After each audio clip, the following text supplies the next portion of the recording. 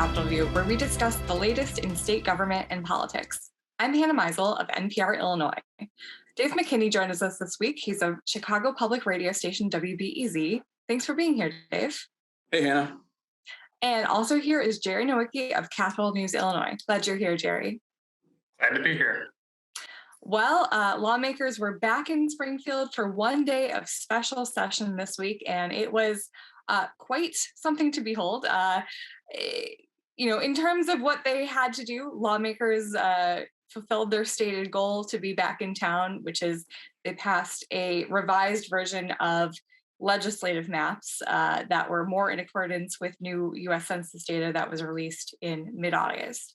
But Jerry, explain for viewers, why did Democrats have to essentially redo the maps passed in the spring? What was found, between the Census Bureau releasing that new information and lawmakers being back in Springfield on Tuesday? Yeah, so the long story short is at the end of May, they passed the maps based on American Community Survey data, which obviously isn't the full census, it's just survey data. And the census data became available August 12th because of the pandemic and any number of other reasons. And once that data became available, it showed that there was probably some population variance that wouldn't be allowed under Supreme Court precedent. I think you're basically allowed a 10% variance between the biggest and smallest district. And some analyses said it could be around 30 in the House at least. And it wouldn't have flown. There's a lawsuit going on right now by Republican leaders in the General Assembly and the Mexican American Legal Defense and Educational Fund, sort of challenging. It was initially challenging the fact that it was used with community survey data, but they had to come back and fix those population variances. And right now it's pretty tight. They're all pretty close. I think maybe less than 1% even in most cases. And that's kind of what they had to do. And now the court case is kind of pivoting as well as to they're considering the new maps in that case more likely than the old ones. Right. There was a status hearing this week on both of the lawsuits that were, currently seeing the ones that were filed by GOP leaders and also on behalf of 5 Latino voters by MALDEF, which, by the way, has had the most success in redistricting cases in, the decades past. But Dave, I mean, we're going to see this case evolve, but it's really important to point out we're in unprecedented territory. The fact that Democrats did go ahead and use ACS data and then have to kind of come back. They always said that they would come back and tweak the maps based on census data, but I don't think anyone was expecting such large variance. But, what's at stake here? Are the Democrats' maps on thin ice, and is it possible that they're going to lose control altogether? Well, I would have to say that's a legal long shot, but again, anything can happen once you get into federal court. And as you say, this is a pretty unprecedented period. I mean, these census results that just got released in August, I mean, they were expected many months earlier. And the fact that, the pandemic delayed them and the Trump administration delayed them, that created this really strange opportunity for Illinois and other states. And what set us apart is this constitutional requirement that these new political boundaries be drawn after the decennial census. And in our case, by June 30th. And if that date isn't met, then it gets thrown into a bipartisan commission, which, is equally composed of Democrats and Republicans, and you get a deadlock situation. And that comes down to basically pulling a lot out of a hat. And so for Republicans, the best they could get here is a 50-50 chance at being able to redraw the boundaries. I think what's key for Democrats is that they don't, there's not specific language in the Constitution that says what kind of data they have to use. So, I mean, that's going to be probably part of their argument. And whether it holds or not, we'll see. But I think there's a lot at stake here. The Republicans would love to be able to carve up some of these districts the suburban ones, especially, in a way that would take in, greater parts of some of these downstate areas possibly, and boost their numbers. But, even with the way Illinois, even if that were to happen, I mean, the shift in Illinois' demographics kind of make me wonder, even if Republicans got to draw the map, whether it would be a map that they could win under. Sure. I mean, that's a good point. The census data showed that, like almost every other area of the country, Illinois is becoming more diverse. And of course, we're having a major demographic shift from rural areas to more urban, suburban, exurban areas. And that's good news for Democrats. But Jerry, I mean, the maps that were passed this week, assuming that they do go forward and the court does not step in, what do they mean? I mean, we saw, I think it was ultimately 14 Republicans in the House get redistricted in together in 7 districts. So, I mean, what does that mean for the caucus? What does that mean for candidate recruitment? Going forward, what would this map mean for both parties? Yeah, I mean, it certainly looks like it means a Democratic supermajority. And I think you're right, Dave. There's probably no way you could draw these maps for a Republican majority, but you could certainly cut into the sort of veto-proof threshold that Democrats would have possibly under these maps. So, for recruitment, I don't know. I think GOP is out there trying to get more people to run. They say, the more people we have on a ballot, the better chance we have of cutting into Democratic majorities, no matter what the maps look like. So you got to have people on the ballot. I think that by all accounts, the GOP is trying to do that. But one of the other things I know about this maps that MALDEF argued in their court case yesterday was that they believe they've lost maybe one or two, one each in the House and Senate, majority Latino voter age population districts. So they said the populations for the Latino community has grown about 310,000 in the last decade, and they're losing a seat because of it, a couple seats because of it. So that's sort of the legal pivot they've done with the latest map data that's been released. They're arguing, I think they use the word that they've been punished or something like that. Right, Dave. I mean, Latino power, again, not just in Illinois, but everywhere around the country. That's the group, along with Asian Americans, that was expected to grow and then, have their political power then be matched commensurate in redistricting, at least in Illinois and other blue states. But, their argument that, hey, the census data is, actually not being borne out in what we're seeing in the maps. And if your stated purpose was to, Governor Pritzker and Democrats were in charge, they've repeatedly said that they wanted a map that reflects the diversity of the state. So, I mean, it's the other interesting thing here is that we've had Republicans kind of line up de facto behind the arguments of Latinos and more broadly community advocacy organizations. But on the floor on Tuesday evening, we saw Democrats, especially progressive Democrats, push back on that and say, hey, this is not a genuine argument when you are only siding with them in this convenient marriage when we are all on the same team, when we all have something gained from redistricting. Well, yeah, I mean, for Republicans, they're mostly a white male party. I mean, there are women in some of these House and Senate seats in the Republican Party, of course, but there are no minorities, and so there is an indisputable irony, I guess, to have the Republican Party in court arguing this diversity issue because they themselves, as a party, have not had a lot of success in drawing diverse candidates into their fold. I think.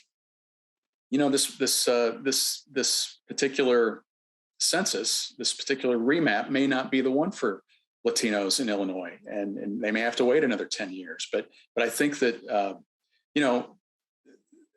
in both the House and the Senate, the redistricting committees were chaired by Latinos, Lisa Hernandez in the House and Senator Omar Aquino in the Senate.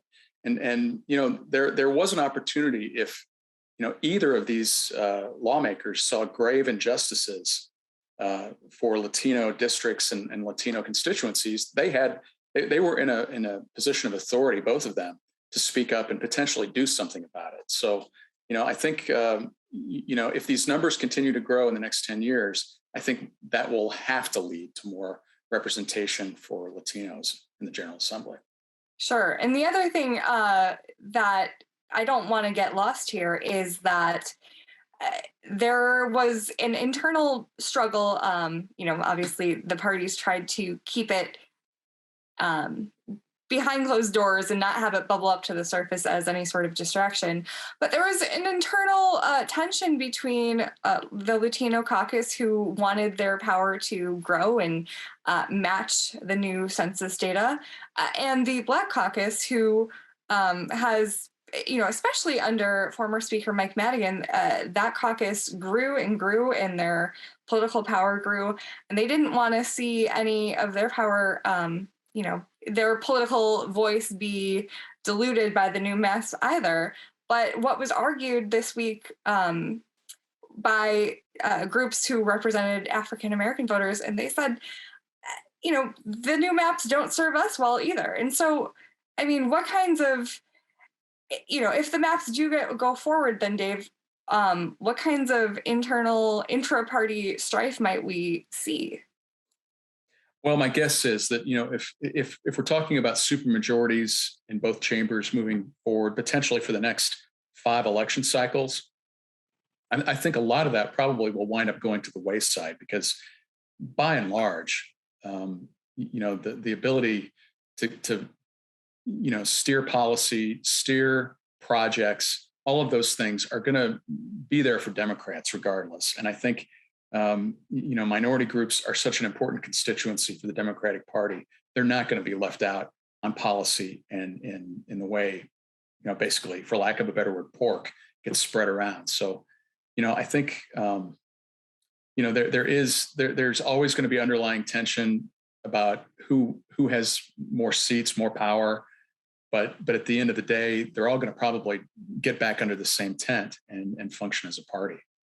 Yeah, that's a good point. I mean, we saw earlier this year, the Black caucus pushed through a whole host of progressive reforms in the criminal justice space, healthcare, education, economic opportunity.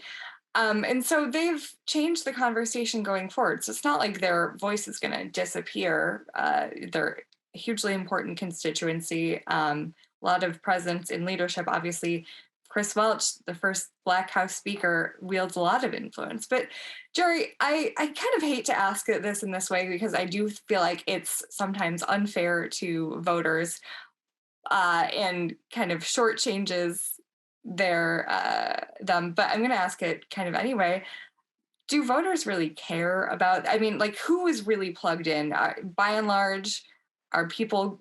Is this going to be something that is going to motivate people, you think, to the polls? Yeah, I think the constituencies who view a program like this they'll probably have followed a little more closely than the general public as a whole. I think I'm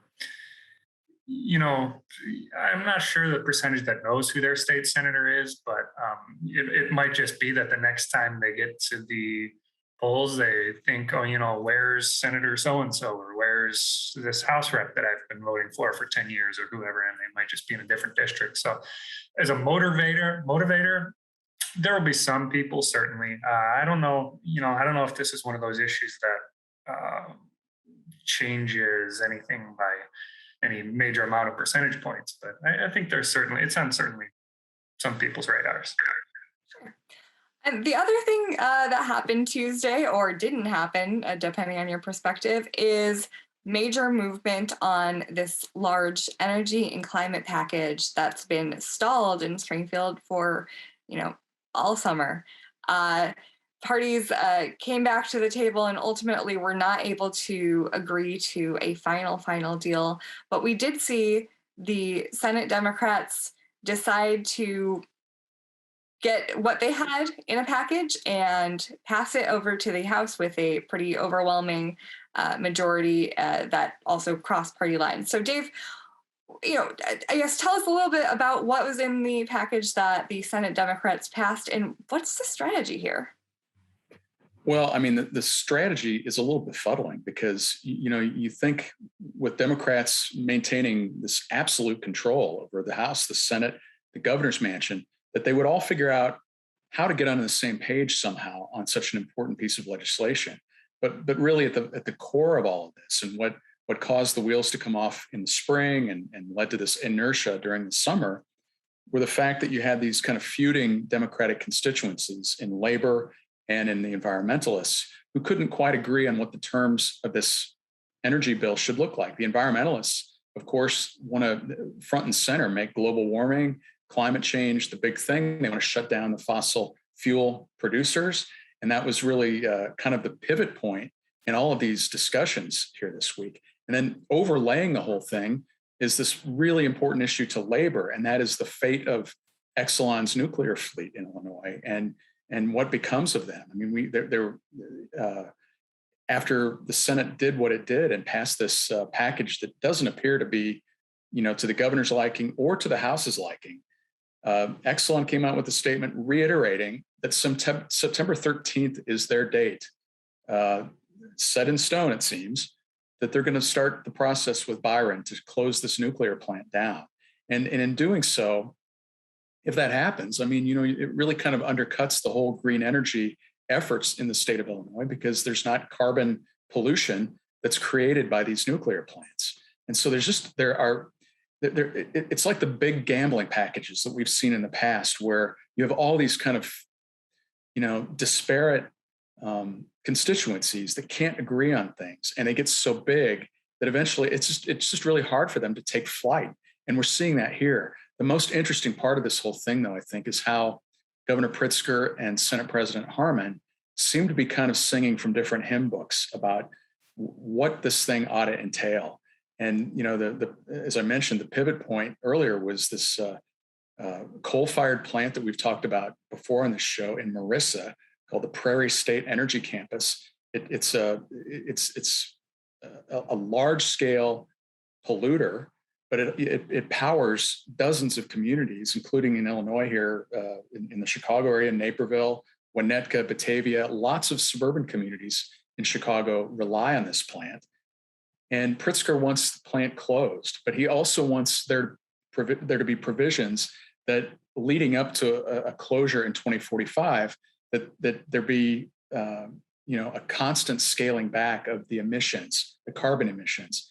And it just, none of the pieces are fitting together here in a way that economically makes sense for this plant, that the Senate Democrats can that they're in behind. So I don't know where this is headed. I don't have a good feeling that these guys are going to make much progress on this until, it might be early September, closer to that September 13th deadline when they take another stab at this.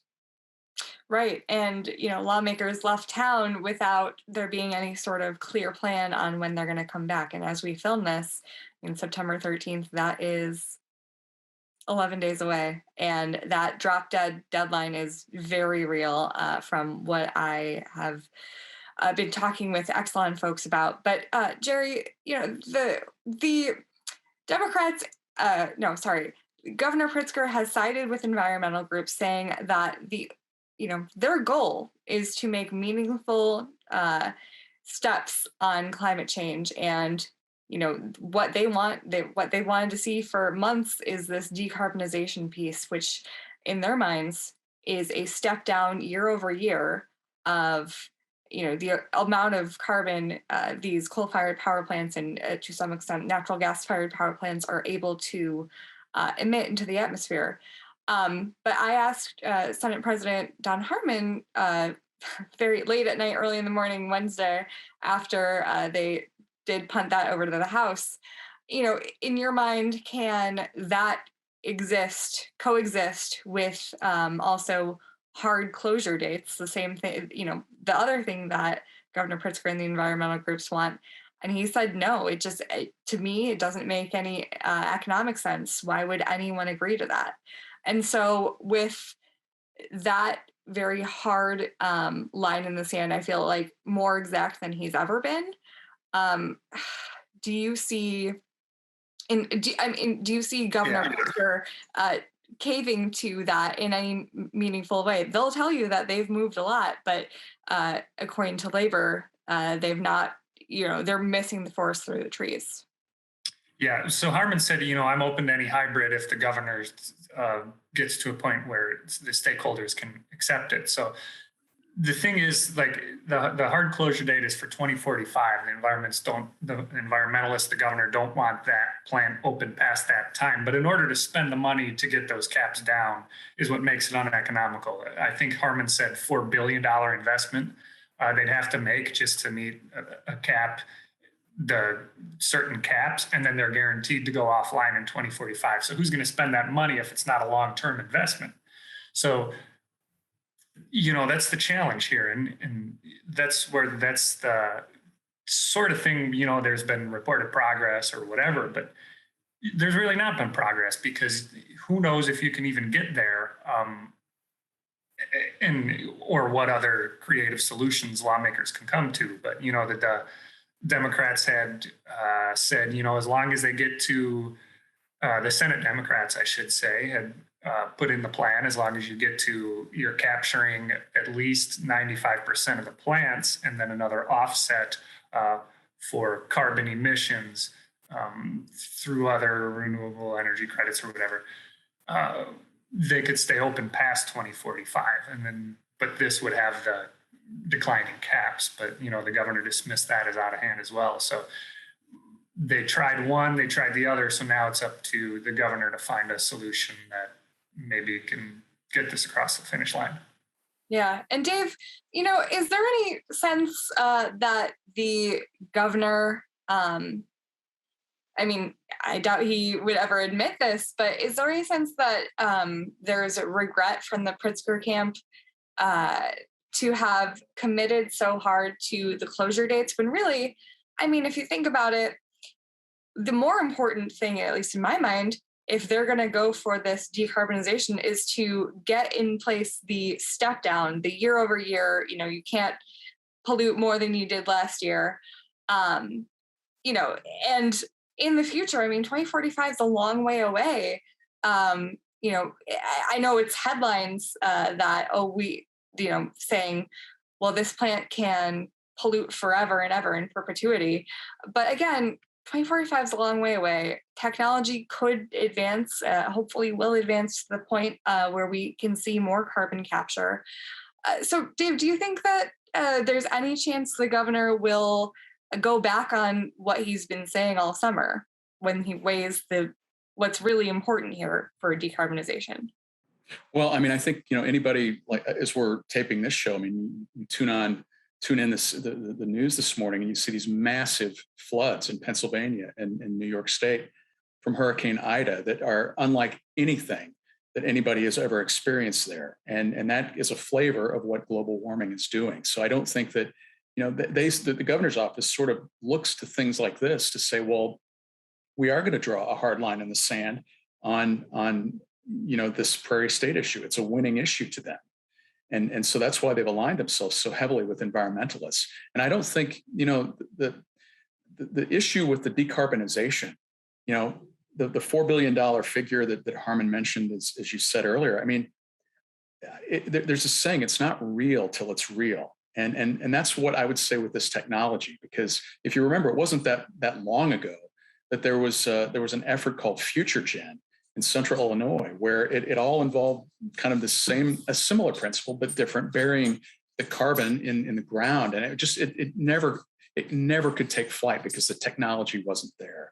And so I think we're in the same situation here, because if it was just that easy to get rid of carbon from coal, we would have done it already. And I just think that it's a pipe dream in a way to sort of think that long term that's a real genuine answer to deal with, a pollutant that we know is always going to pollute the atmosphere.